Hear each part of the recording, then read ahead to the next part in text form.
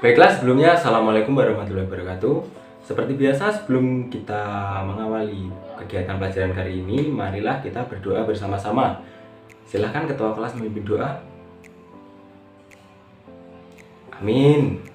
Seperti biasa, sebelum kita memasuki materi, Bapak akan memeriksa kehadiran kalian semua terlebih dahulu untuk mengetahui siapa yang bolos atau masuk, izin, sakit, dan lain-lain. Yang pertama, Anissa Rizkia Salsabila,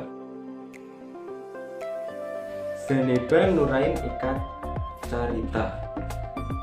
Baik, pada pertemuan ini kita akan mempelajari tentang bab 8, yakni drama. Apa itu drama? Kita akan bahas nanti. Yang pertama, keuntungan dari mempelajari bab ini. Apa keuntungan yang kita peroleh dari mempelajari bab tentang drama? Yang pertama, kita bisa membuat cerita. Cerita itu bisa kita angkat menjadi drama ataupun film, karena pada dasarnya film dan drama itu tidak berbeda jauh. Yang kedua, bisa acting. Pada poin terakhir di bab ini, kalian akan mendemonstrasikan sebuah naskah drama, dan dari situlah kita akan belajar acting. Yang ketiga, acting tidak hanya bisa diterapkan pada dunia perfilman ataupun drama. Acting juga bisa diterapkan pada kehidupan kita sehari-hari. Misalnya, pada saat tertentu kita dituntut untuk bersikap tegar meskipun kita terjadi banyak masalah sehingga membuat hati kita goyah ataupun sedih, dan lain-lain. Yang keempat, mengembangkan bakat. Melalui bab ini, kita bisa mengembangkan bakat ataupun potensi milik kita yang berhubungan tentang drama dan lain-lain. Keuntungannya lain bisa kalian peroleh sendiri nanti setelah kita mempelajari bab ini. Baiklah, selanjutnya bermain drama bab 8. Yang bagian A, yakni mengidentifikasi alur cerita, babak demi babak, dan konflik dalam drama yang dibaca atau ditonton. Yang pertama ada struktur drama. Seperti halnya tubuh manusia, drama juga memiliki struktur yang tersusun secara sistematis. Tepatnya ada 3 bagian yang menyusun sebuah drama. Antara lain, prolog adalah kata-kata pembuka, pengantar, ataupun latar belakang cerita yang biasanya disampaikan oleh dialog atau tokoh tertentu. Yang kedua ada dialog. Dialog meliputi bagian orientasi, komplikasi, dan resolusi. Yang ketiga, epilog adalah kata-kata penutup dalam drama yang berisi simpulan ataupun amanat tentang isi keseluruhan dialog. Bagian ini biasanya disampaikan oleh dalang atau tokoh tertentu. Selanjutnya, bagian-bagian dialog. Bagian itu terbagi dalam beberapa babak dan adegan. Satu babak biasanya mewakili satu peristiwa besar dalam dialog yang ditandai dengan perubahan atau perkembangan peristiwa yang dialami oleh tokoh utamanya. Bagian-bagian dialog yakni orientasi adalah bagian yang memperkenalkan para tokoh, menyatakan situasi suatu cerita, mengajukan konflik yang akan dikembangkan dalam bagian utama cerita tersebut.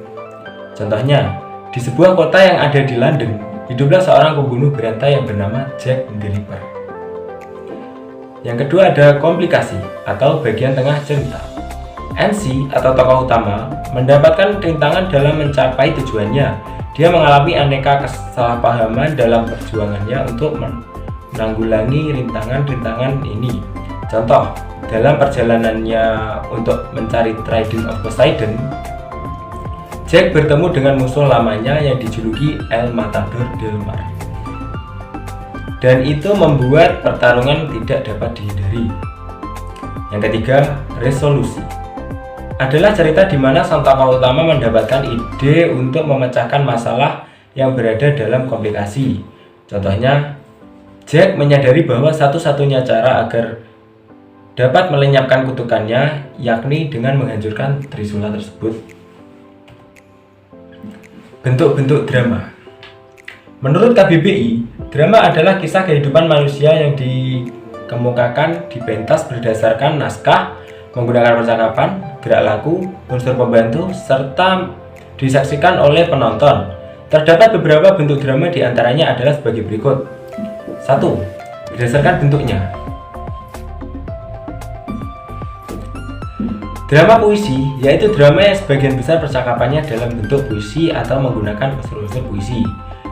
Drama prosa, yaitu drama yang percakapannya disusun dalam bentuk prosa. 2. Berdasarkan sajian isinya. Tragedi, yaitu drama yang menampilkan tokoh yang sedih atau muram, yang terlibat dalam kasus berbahaya karena sesuatu yang tidak menguntungkan. Komedi, yaitu drama ringan yang bersifat menghibur, walaupun kelorohan di dalamnya dapat bersifat menyindir dan yang berakhir dengan bahagia. Tragikomedi, yaitu drama yang menggunakan alur tragedi yang ditutupi dengan alur bahagia. Yang ketiga, berdasarkan kualitas cakapannya. Antonim, yaitu drama tanpa kata-kata. Minikata, yaitu drama yang menggunakan sedikit sekali kata. Dialog monolog, yaitu drama yang banyak menggunakan kata-kata. 4. Berdasarkan besarnya pengaruh unsur seni lainnya. Opera adalah drama yang menonjolkan seni suara atau musik. Sendera tari, yaitu drama yang menonjolkan seni drama dan tari. Tableau, yaitu drama tanpa gerak ataupun dialog. Unsur-unsur drama. Sebuah drama umumnya terdiri dari unsur intrinsik dan ekstrinsik. Unsur-unsur inilah yang membangun sebuah cerita drama yang dipentaskan. Unsur intrinsik merupakan unsur-unsur drama yang membangun atau membentuk suatu drama dan dari dalam. Adapun komponen yaitu tema, alur, tokoh, watak, latar, dan amanat. Yang kedua, unsur ekstrinsik adalah unsur yang membangun atau membentuk sebuah drama dari luar. Unsur ekstrinsik sangat berpengaruh pada suatu karya sastra tetapi tidak menjadi bagian dari karya sastra tersebut. Baiklah, selanjutnya unsur intrinsik drama. Yang pertama ada tema. Unsur-unsur drama yang wajib ada pertama adalah tema. Tema merupakan ide pokok atau gagasan utama dalam sebuah cerita drama. Jika sebuah drama tidak memiliki tema yang jelas, pementasan drama tidak akan berjalan dengan lancar. Para pemain pun akan kesulitan memerankan karakter yang diminta. Tema juga berfungsi untuk membantu para penonton memahami dan menangkap maksud dari tujuan pementasan tersebut. Tema yang jelas juga dapat menentukan sasaran penonton yang ingin dituju. Misalnya, tema percintaan yang lebih banyak ditonton kalangan remaja hingga dewasa. 2. Alur. Unsur-unsur drama selanjutnya adalah alur. Alur adalah jalan cerita dari sebuah pertunjukan drama. Sejak narasi awal hingga akhir drama, alur inilah yang nantinya berperan menciptakan permasalahan seperti konflik, klimaks, dan penyelesaian masalah. Adanya alur dalam drama akan membuat drama menjadi lebih menarik. Yang ketiga ada tokoh. Tokoh atau pelaku drama terdiri dari tokoh utama dan tokoh pembantu. Tokoh utama atau peran utama disebut dengan primadona, sedangkan peran pembantu disebut dengan figuran. Agar pementasan drama lebih menarik, tokoh harus memiliki watak yang menonjol. Dengan adanya unsur-unsur drama yang satu ini, penonton akan lebih mudah memahami dan menghayati drama yang dipentaskan. Yang keempat, dialog. Dialog harus turut menunjang gerak laku tokohnya. Dialog haruslah dipergunakan untuk mencerminkan apa yang telah terjadi sebelum cerita itu, serta haruslah untuk mengungkapkan isi pikiran para tokoh. Dialog yang diucapkan di atas pentas lebih tajam dan lebih tertib daripada ujaran sehari-hari. Tidak ada kata-kata yang terbuang begitu saja dan para tokoh harus berbicara dengan jelas dan tepat sasaran. Yang kelima ada latar. Latar atau setting adalah gambaran tempat, yaitu tempat, waktu, dan situasi peristiwa yang ada dalam cerita drama. Latar menjadi salah satu unsur drama yang juga tak boleh dilewatkan dalam sebuah pementasan drama. Pada umumnya, latar akan disesuaikan dengan kondisi suasana saat cerita berlangsung, sehingga penonton lebih bisa memahami kapan, di mana, serta suasana dalam drama.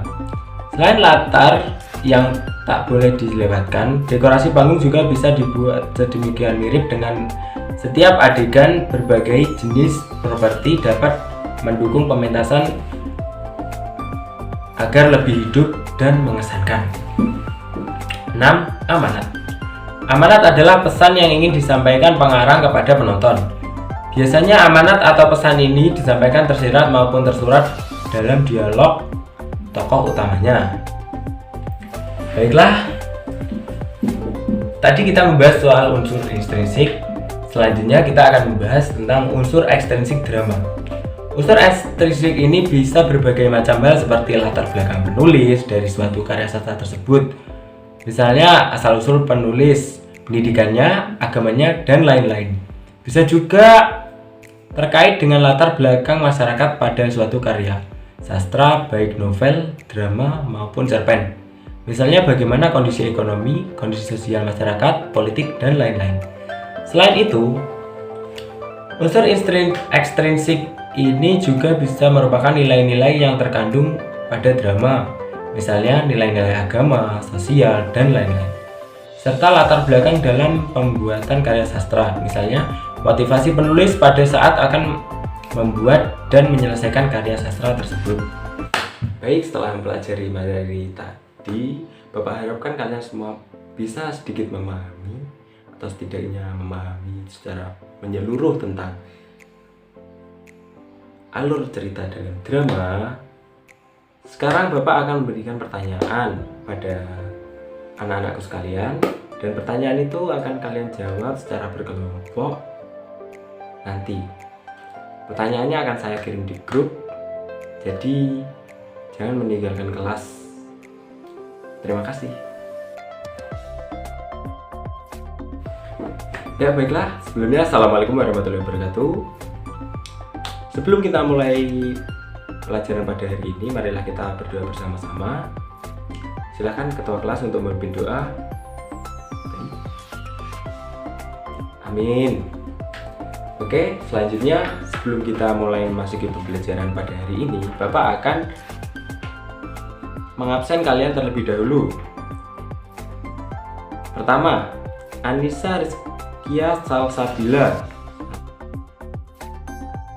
Zaneba Nurin Eka Citra. Oke, selanjutnya kemarin kan kita mempelajari tentang bab 8 bagian A, yakni mengidentifikasi alur cerita, babak demi babak, dan konflik dalam drama yang dibaca dan ditonton. Baiklah, marilah kita mengingat-ingat kembali tentang pelajaran yang kita pelajari pada pertemuan kemarin, yakni tentang unsur intrinsik drama, bagian-bagian drama, dan lain sebagainya kemarin. Hari ini tanggal 11, yakni absen 11, Arti Ratnasari. Baiklah, apa yang Anda ketahui tentang drama? Yap, betul sekali. Drama adalah kisah kehidupan manusia yang dikemukakan di pentas berdasarkan naskah, menggunakan percakapan, gerak laku, unsur-unsur pembantu, serta disaksikan oleh penonton. Selanjutnya, struktur drama. Struktur drama terbagi menjadi 3 bagian. Mungkin ada yang ingin menjelaskan? Oh iya, Fauzi, silakan. Ya, betul sekali. Struktur drama terbagi menjadi 3, yakni prolog adalah kata-kata pembuka, pengantar, ataupun latar belakang cerita yang biasanya disampaikan oleh dalang atau tokoh tertentu. Dialog meliputi bagian-bagian orientasi, komplikasi, dan resolusi. Epilog adalah kata-kata penutup yang berisi simpulan ataupun amanat tentang isi keseluruhan dialog. Bagian ini biasanya disampaikan oleh dalang atau tokoh tertentu.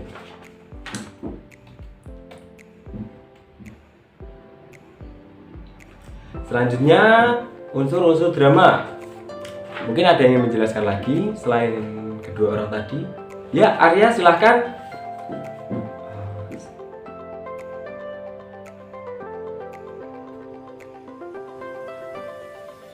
Bagus sekali. Unsur instruksi drama yakni yang pertama ada tema, kedua ada alur, ketiga tokoh, 4 dialog, 5 latar, dan yang terakhir amanat. Baik, saya rasa pemahaman kalian sudah sangat bagus tentang materi pada pertemuan kemarin. Sekarang pada pertemuan kali ini kita akan membahas tentang bagian drama bab B, yakni mempertunjukkan salah satu tokoh dalam drama yang dibaca ataupun ditonton. Baiklah, simak materi ini baik-baik agar kalian semua bisa memahaminya. Kegiatan pertama, menelaah bagian-bagian penting dalam drama yang dibaca atau ditonton. Untuk menulis naskah drama, setidaknya kita membutuhkan 3 sumber, yakni dari karya sastra yang sudah ada seperti novel, cerpen, maupun dongeng. Membuat naskah drama dari karya yang sudah ada itu tidak begitu sulit. Hal ini dikarenakan ide cerita, alur, latar, dan unsur-unsur lainnya sudah ada. Kita tinggal mengaplikasikannya dalam bentuk dialog lalu dipentaskan. Selain dari ketiga sumber di atas, naskah drama juga dapat bersumber dari pengalaman kita sehari-hari. Seperti kita punya masalah dengan teman, ataupun masalah dengan keluarga, dan lain-lain. Kunci untuk membuat dialog adalah pastikan dulu unsur-unsurnya, karena jika unsurnya tidak lengkap, maka dramanya akan menjadi kurang menarik. Dan itu berimbas pada penonton yang kurang puas dalam melihat pertunjukan drama yang akan kita pentaskan. Kegiatan 2. Menampilkan seorang tokoh dalam drama yang dibaca ataupun ditonton. Langkah-langkah menulis drama. Hal pertama yang perlu kita tentukan adalah tema atau pokok permasalahan, atau sering disebut juga dengan konflik, yang akan diungkap dalam drama tersebut. Misalnya, tragedi kemanusiaan, percintaan, konflik sosial, maupun konflik keluarga. Berikutnya adalah pengumpulan bahan. Bahan ini tidak harus bersifat faktual atau nyata, tetapi bisa dari imajinasi maupun perpaduan dari keduanya. Bisa juga dari karya-karya yang sudah ada, tergantung bagaimana kita akan buat drama tersebut seperti apa. Supaya hasilnya lebih menarik, kita juga perlu menyusun kerangka atau struktur alur ceritanya, yang meliputi prolog, orientasi, komplikasi, resolusi, dan epilognya. Alur cerita tidak harus bersifat tetap, tapi juga bisa berubah-ubah sesuai dengan keinginan penulis. Akan lebih baik jika memiliki ending yang tidak terduga. Elemen dalam dialog. Yang pertama ada tokoh. Adalah pelaku yang memiliki peran khusus, bisa itu protagonis maupun antagonis. Yang kedua, wawancang. Adalah dialog atau percakapan yang harus diucapkan oleh tokoh cerita. Yang ketiga, kramagung. Adalah petunjuk perilaku tindakan atau perbuatan yang harus dilakukan oleh tokoh dalam naskah drama. Kramagung biasanya dituliskan dalam tanda kurung. Terima kasih, mungkin itu sekian dari saya. Mohon maaf jika banyak kurangnya. Wassalamualaikum warahmatullahi wabarakatuh.